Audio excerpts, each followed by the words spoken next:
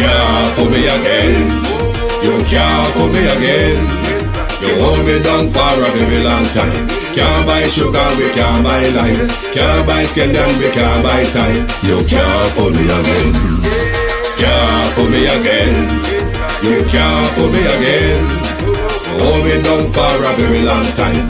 Can't buy sugar, we can't buy lime. You touch up line and I resort to crime. You can't fool me again. What people do eat no money, what people at you, eat no at you. Covid money, miss away in the little rat you.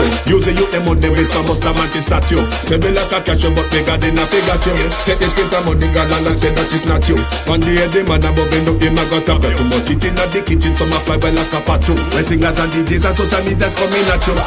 It burn me. 300% raise. It burn me. Garbage pile of the day. It burn me. Give the teacher them raise. It burn me. I see corruption face. It burn me. Mash down the people them house. It burn me. Every day appear arms out. It burn me. Appear money them a thief. It burn me. And them a sell out the beach. Can't fool me again.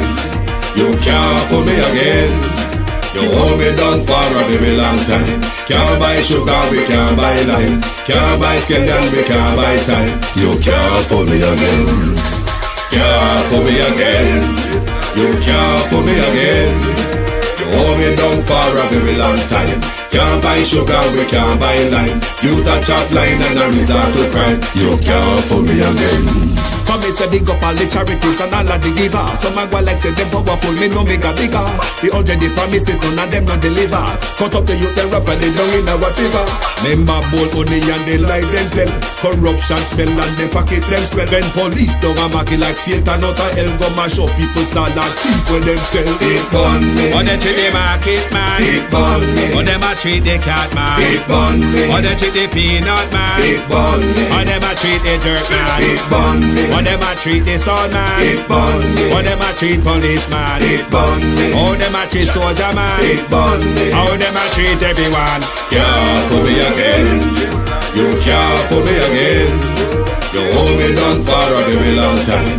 Can't buy sugar, we can't buy lime. Can't buy scallion, we can't buy time. You can't fool me again. Can't fool me again. Stevie dim day. We in Global TV says certain kind of friend we no cape. And some informer friend we love lake. We in Global. Bona fake friend and bona tape. We in Global. We not promote them. We not support them. Look at them on the cheek come here represent for. We in Global TV. Check it. The strikes has been suspended, but the weather is still doing its own thing. This is my Love Child program. This program is about a year and a half hour in the making. We are half an hour late this evening as to our scheduled timing, but better late than never. Thank you all very much for joining me this evening for the debut of a new program. A program that I've planned in my head for way over a year. This even social media. This is the debut of Drive Time London, Lunchtime Global. Drive Time London, Lunchtime Global is your program. If you want to call in or text in to say what, if you're in London or Europe on our time here, what it's like traveling home for you. And if you're on the Eastern time, what are you having for your lunch?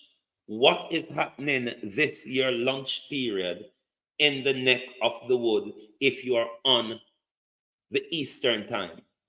But if you are on London and Lisbon time, we're saying to you, good evening from a cold United Kingdom, good evening from a cold London, even though the strikes have been suspended for London.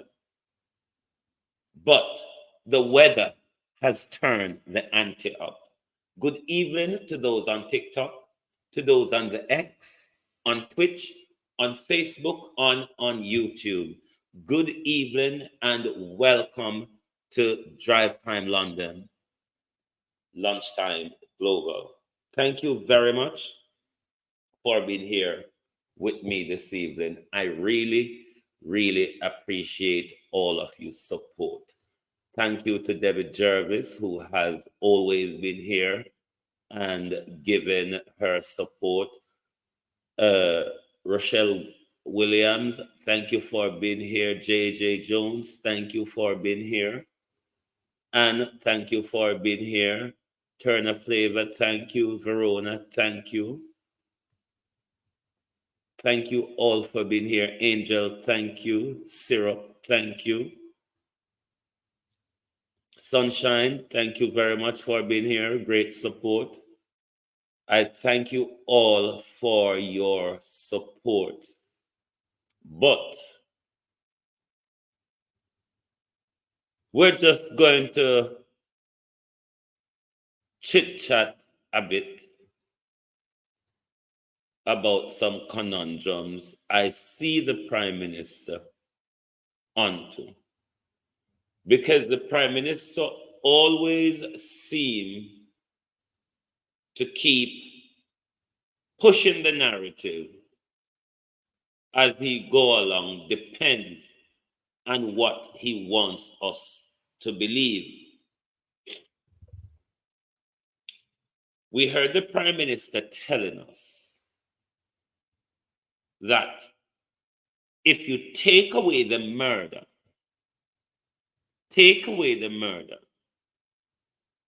Jamaica doesn't have, quotes, hello, thank you for being here. Take away the murder. Jamaica doesn't have a crime problem. It has a violence problem. So of late, the Prime Minister, even if using the word crime, he carefully attached violence to it. Is this a driven narrative from the Prime Minister? When he speaks of crime, he attached the word violence to it. Of course, violence is one of the causes of crime. But is it really the be-all and end-all of our crime situation? Is the Prime Minister carefully shifting the narrative to just violence because corruption doesn't matter? The Prime Minister is staying in the Observer. He's putting before Cabinet at his next meeting an initial proposal and recommendation towards institutional architecture to deal with crime and violence. Is this a narrative shifting? Is this election promise that he has failed on miserably? Is the Prime Minister playing the narrative game because a local government election is round the corner? How can the Prime Minister then comes to us after 8 years of miserable failure in presenting a crime plan to us, implementing a crime plan throughout the whole of his 2-term of administration, because he's way into his 2nd term of administration. And to date, the Prime Minister has not implemented a crime plan. There's a mass lack of resources, even though Nesta Morgan tell you how them refurbish and how much police stations they have refurbished. It hasn't prevented the outbreak of prisoners when they chose, or is it let out rather than outbreak? One of the things that I noticed the Prime Minister carefully doing is shifting the burden of crime fighting from law enforcement and is placing it on all of us. The issue of crime fighting in our country,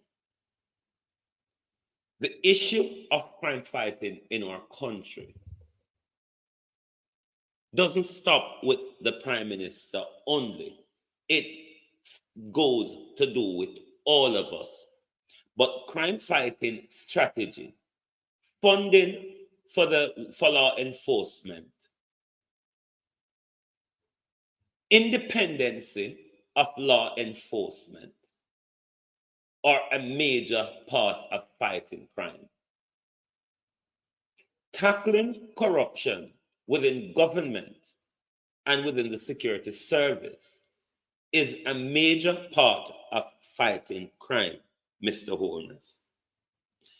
Rather be an assault on crime, which has not worked, let it be an assault on the causes of crime. One of the biggest and major causes of crime in our neck of the woods is corruption. A lot of the crime we face in Jamaica hang under the corruption of our government, our justice system, and our law enforcement systems. Of course, we need a social revolution. We need to tackle crime from all walks of life, within the home, within the community, all sorts of social cohesion that could be deployed. But I mean, 8 years, Prime Minister, and you're only just planning to take a proposal to Parliament. 8 years. The Prime Minister is 8 years into his tenure in government. The Prime Minister failed miserably on his 100-day plan to implement fixed-term election date. The Prime Minister failed miserably on his promise to give us security in Jamaica we see nowhere else in the world, because the Prime Minister told us under his tenure, we will be able to sleep with our windows and our door open. He will fight crime in a way. He will prioritize crime in a way that will enable us to sleep with our windows and our door open. Not only that the Prime Minister failed on that promises, but the Prime Minister has failed to implement any form of policies or strategies or any meaningful funding to the security services in order to do the necessary and the strategic crime fighting that will bring down the crime in our country, but especially our murder rate, which year and year continuously gets out of control. If you have an opinion on the Prime Minister's new argument and assault on crime, you can voice it. You can call in. The numbers are there on the screen. Is this another lie from Wholeness? Because if he's following the Constitution, there's local government, there's the bell ringing for local government election. Or is he starting to up the narrative for a 2025 general election? Is he starting the promises early to keep him favorably because he realized that in the polls he's not being very favorable or isn't as favorable as what he would want it to be. It was just the other day we heard the Prime Minister promising 40 billion to invest in our local roads. Of course, local government election is set for next month. Is that another election lie? The Prime Minister said we don't have a problem. Take the murder, put the murder aside. The Prime Minister said, we don't have a crime problem. We have a violence problem. There are a lot of crimes in our society that doesn't hinge on violent Prime Minister. Even though you all pick up stool and beat women, or you may take out your gun and use it at them. But there are crime in very high walks of your society and in your territory and regime and administration that has nothing to do with violence. So don't come out here like violence is the only problem Jamaica faces. Of course, it's a major part of our crime problem that we face. But if you, the Prime Minister, tackle issues of corruption, as I said, assault and the causes of crime, assault and corruption, Prime Minister, an assault and corruption would take crime fighting to a different direction. Because then police could arrest politicians and draw them before and allow the DPP to draw them before justice. Even though Paula is saying there's lack of funding in the Justice Department because there's not enough reporters to capture the notes in court for public record and for reporting. How does the Prime Minister carrying out assault and crime will work with a dilapidated, falling in on itself justice system?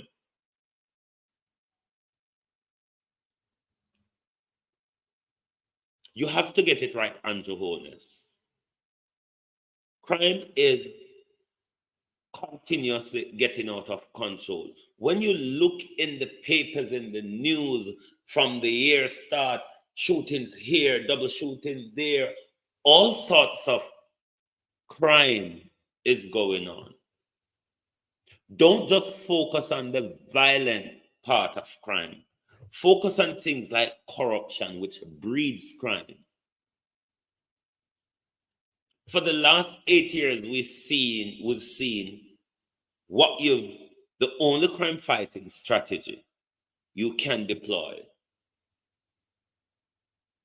is state of emergency or zones of special operation, which even senior police officers are saying this is not a sustainable crime fighting strategy. It is not a sustainable crime fighting strategy. What needs to happen is proper community policing. So police and the community can work together in tackling crime. When there is a ZOZO or a SOE within a community or area, what that does, it stages a battlefront between already disgruntled groups and disgruntled security forces, because the security forces are going in quite heavy-handed. It is not a system. Zones of special emergency and state of emergency is not the type of policing where police and the community communicate together, share information, get to know each other to help deal with the crime, or how police would get their information in dealing with crime. What that rather does is really infuriate people's anger more. Because when you take young men off the street who might not be involved in crime, treat them brutally, take away their freedom, no proper investigation, no charge, no trial, that even breeds more anger in that community amongst those young men who you may have unjustifiably just picked up, thrown in the back of a vehicle, locked up, no investigation for months and months or for weeks and weeks. That set the community, the young men of the streets, and the police against each other.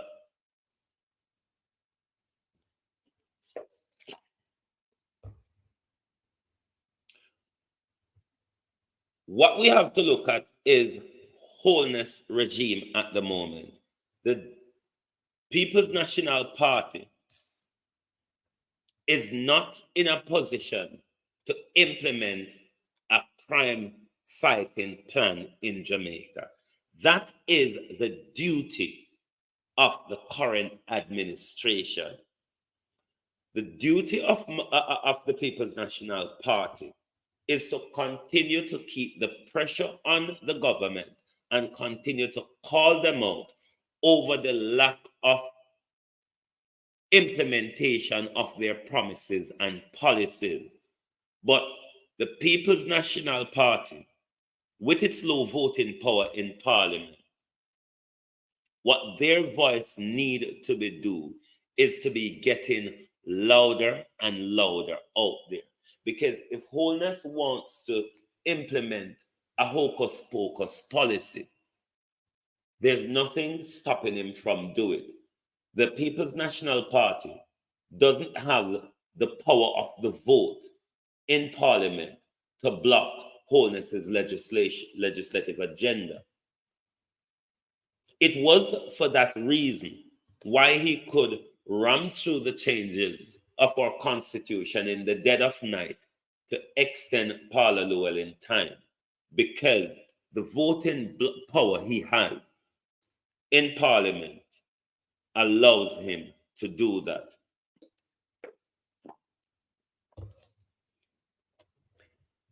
That is why the issue of keeping our parliamentary democracy intact is one which is rather important. Yes, one party have to win, but an election shouldn't have gone the way we saw it, the way we saw the results of the 2020 general election, where the People's National Party was battered out of influence in the House of Representatives and in the Senate. What we need for our democracy to be strong and to strive is a balanced democracy to the tune of whichever of the party is in government, there is a balance that they have to depend on the opposition to get their legislative agenda through. When a government have unfettered legislative power, it is dangerous to democracy. So if you love and respect your democracy, at the next poll, there ought to be a balance of power, whoever wins. One party shouldn't control the entire reins of government, be able to put through policies unfettered without having to negotiate with the opposition party, because their voting bloc in the parliament is so strong that there's no need to negotiate or to come to a common ground on their legislative agenda. The way the parliament is at the moment, whatever Holness wants to implement and push through, even if Mark Golden and his team disagrees with it, there's very little power they have to call for an amendment, because they do not have the power. Holness is not depending on their vote. Andrew Holness is not depending on any votes from the People's National Party to push through his legislative agenda. And that is a very, very dangerous thing. That is a very, very dangerous thing, because when a government have such legislative power, when a government, when the members of the party of the ruling government see no need, even the backbenchers, to challenge their leader and matter of policy, it's a dangerous thing. Because what the whip does in your parliament, the duty of the whip, it says, take note of the word, the whip. What do you use a whip to do? You use it to lash one into submission. You use it to command control over one. So the purpose of the whip in Parliament is to keep order for the government.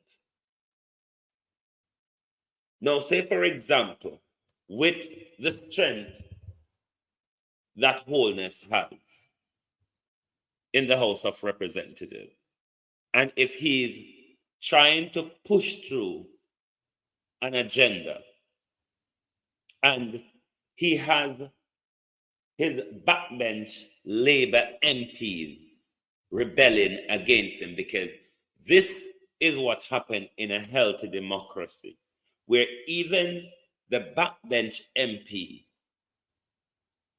should be rebelling against Holness, but we see little to none of that.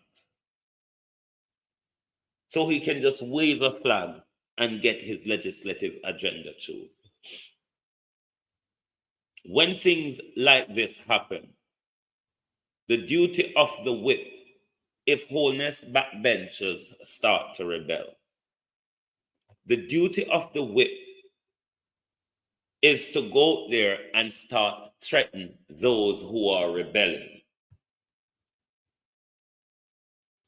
It is literally the job of the whip to go there and threaten you that if you don't vote along with us and vote along party line, then we will make sure your political career is stifled and you will stuck to the backbench eternally.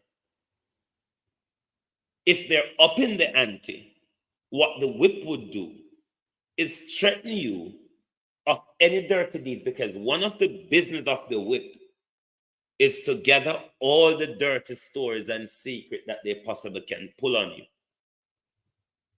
And if planning to park your career on the backbench doesn't work, the whip could literally turn up the ante by threatening you to put out in public whatever they may possibly know of you or about you. If that really doesn't work and they have to start leaking to the media, they will do it. Another thing that the whip also does before it gets to the phases that I've explained, the first thing that the whip would deploy is the carrot. How they deploy that is promising you, if you vote for us, if you vote for this agenda, if you vote along party line, then what we will do in the next cabinet reshuffle, we will give you a junior cabinet position, or for that matter, you may get a ministerial position. It's literally how this thing works. It's, as I said to you this morning, the game of politics. It is literally how the thing works.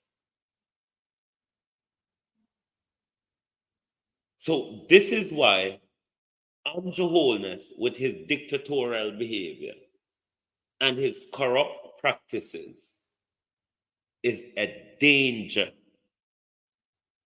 Is a danger to our democracy, especially if he wins another term.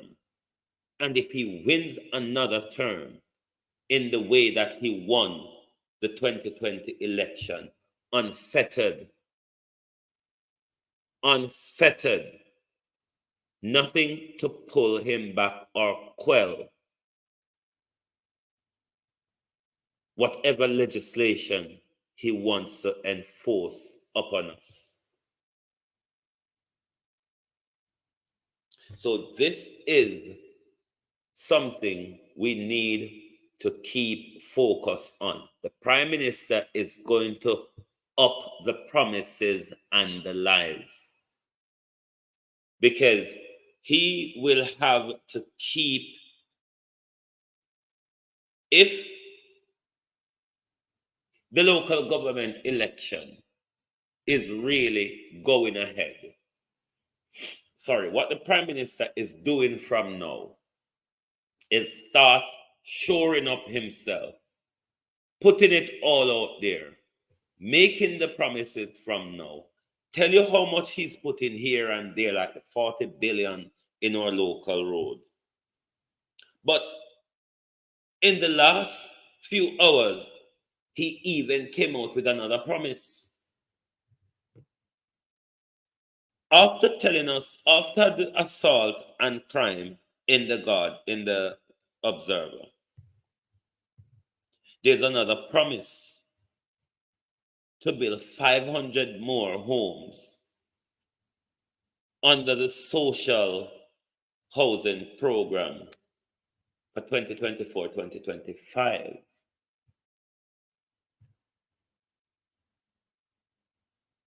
This is not how social housing program work, Prime Minister. Nor do I think that was Michael Manley's intention for the National Housing Trust money. How social housing work, Andrew Holness. And you need to take advice when you don't know things, or you rather know, but you're using these things for political perks. Andrew Holness do this, Andrew Holness do that. But because these are public money and not your money, Prime Minister, what you ought to be doing is making sure the money of the state and the money from National Housing Association, if you're going to use that money in that way, what you ought to be doing is building affordable homes across the island. Building affordable homes across the island. So therefore, Jamaicans will find it affordable to rent or buy. This is how social housing works. Social housing no means that the government look at an area where them a target vote, and then they go there and they use the state money or public funds to buy vote in the way in which the Prime Minister is using the social housing. What the Prime Minister ought to be doing is building proper, affordable homes so Jamaicans across the island can rent those homes or buy those homes. If it is in the capacity of renting those homes at affordable renting, those money can go back into continually developing the social housing program, which, if it's done carefully in the garrisons created by politicians,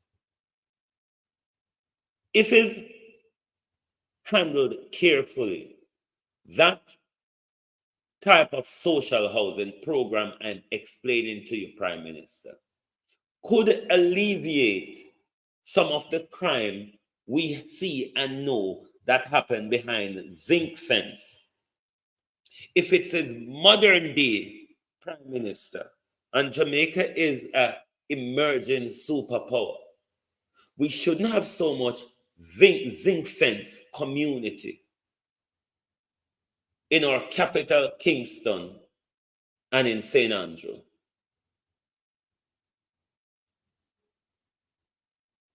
So your social housing strategy is wrong because you're using it. You're using it to gain political popularity from it. And that, I don't think, was Michael Manley's agenda. The agenda was to provide proper and affordable housing for Jamaicans to lift them out of poverty and in the dire strait. And in the dire strait that we continuously see, especially the garrison communities of Jamaica continue to reside in.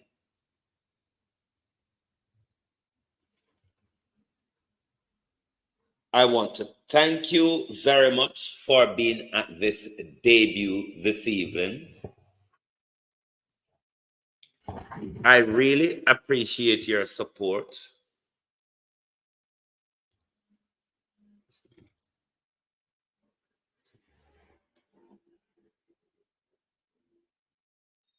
Everything for Andrew, it's just lying promises. It is all just lying promises from this corrupt man. It is. And this is how they control us as a people, is by just comforting us with promise.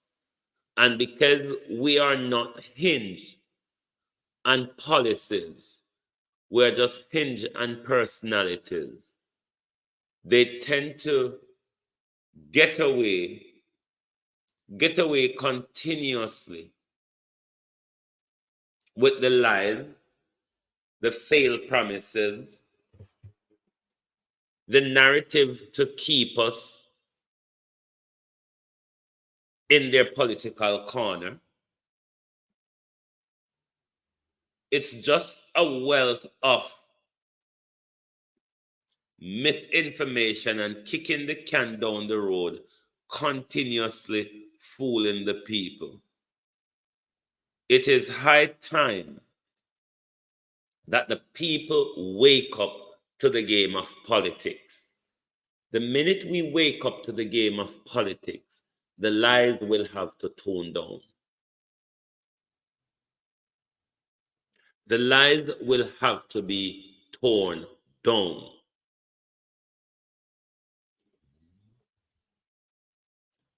The lies will have to be torn down.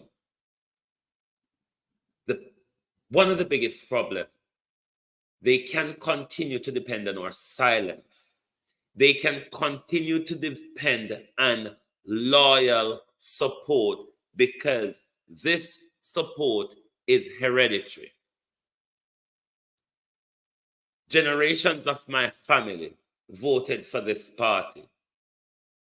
And even if this party is throwing petrol and striking a match at the country, I have to support this party because grandma supported it. Great grandma supported it. My mother supported it. How dare I break away from the hereditary personality of our politics, where we inherit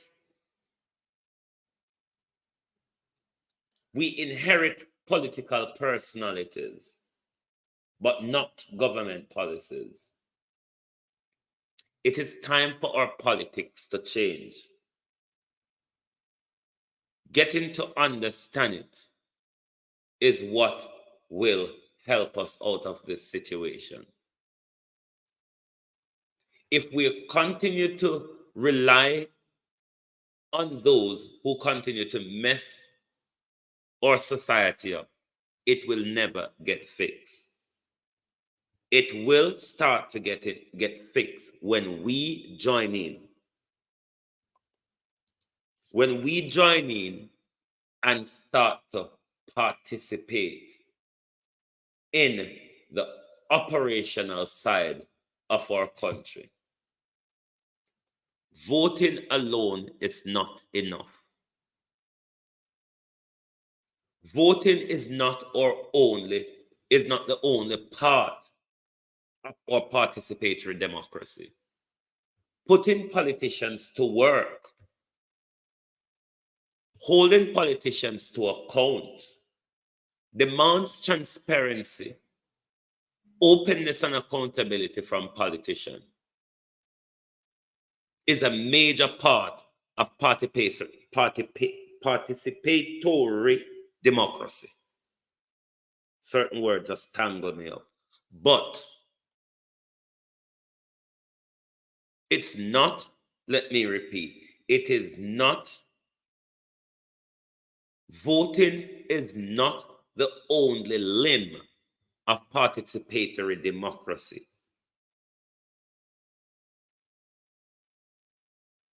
Putting politicians to work, holding them to account, demand accountability, demand transparency is a huge part of participatory democracy.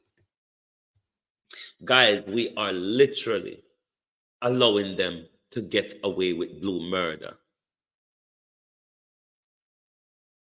Our silence, our reluctance to engage. We can't bother ya, man. All of them are wicked. That politics, that may not be. But you still vote, though. What are you voting for? And for that matter, what will you be voting for at the next election?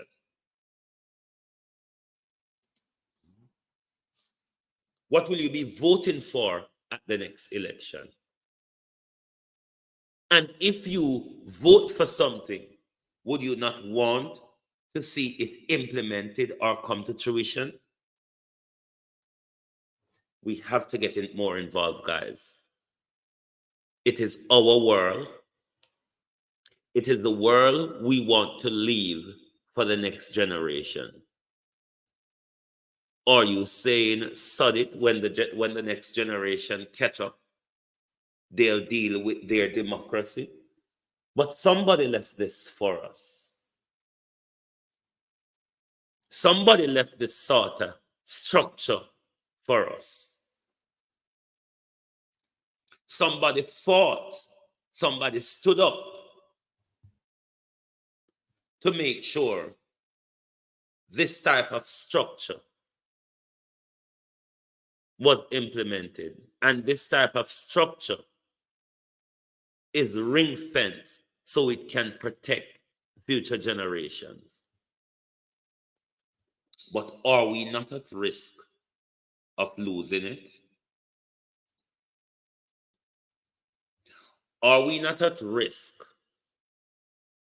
of losing what we keep cheddering as our democracy? Are we at risk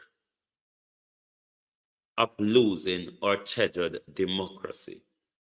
Do you think a third term of the Andrew Holness regime will do better for our country, or will it create more order through chaos like we've seen, like we've been getting from his regime for the last 8 years? So therefore, when the People's National Party say, time come, tell us, time come for what? Time come for what? What are you planning to do for us? Is it time for Mount Golden to start put out his crime plan? Is it time for Mount Golden to start telling us the policies he has to move our country forward? And lastly, before I go, I want to ask a question. I see the shadow spokesperson in Golden Shadow Cabinet. The shadow spokesperson on sports is calling for Sidella Marley to rethink her resignation. My question is this evening, is this a good symbol?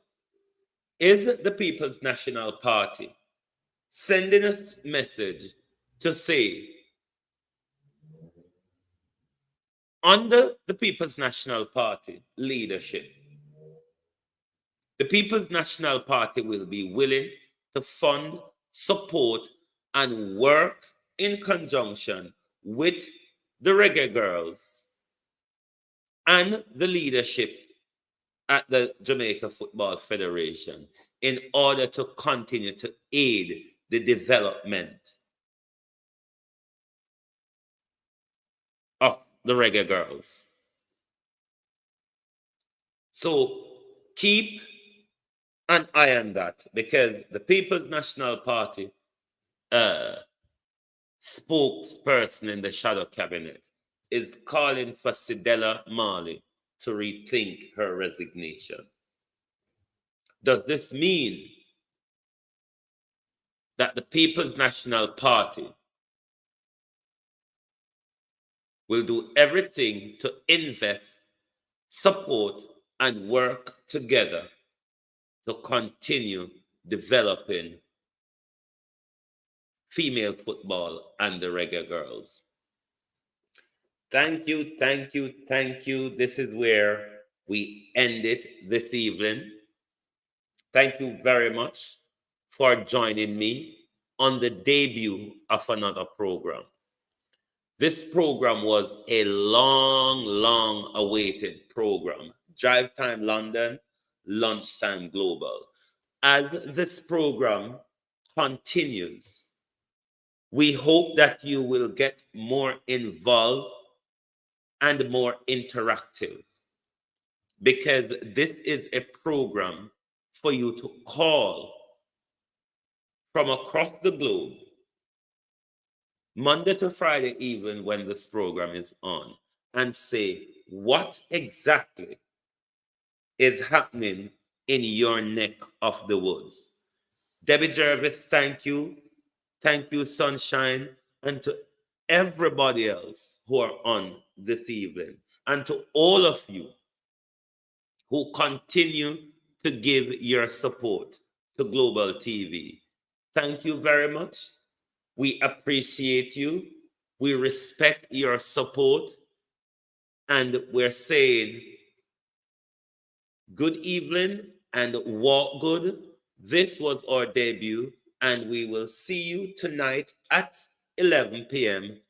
UK time, 6 p.m. Eastern time, when we are back on our usual programming, The People's Point of View. Thank you very much to those on the X, to those on Twitch, on TikTok, on Facebook, on YouTube. Thank you very much for joining us this evening for another debut of another of our programming. Thank you. Be blessed, be great, and be careful in all that you do. Thank you very much, and good evening.